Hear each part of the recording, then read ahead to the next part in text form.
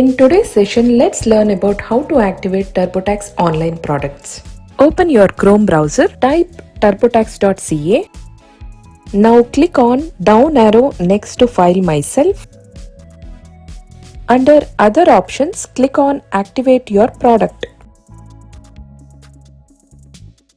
If you don't have an account with TurboTax, then click on Create an Account, else click on I have an account. Enter your username and password.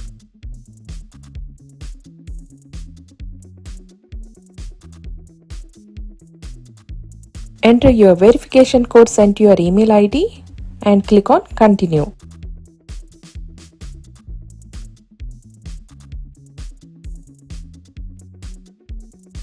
In this box, you have to enter your 16-digit activation code. Once you entered 16 digits activation code, click on Continue. It will get activated successfully.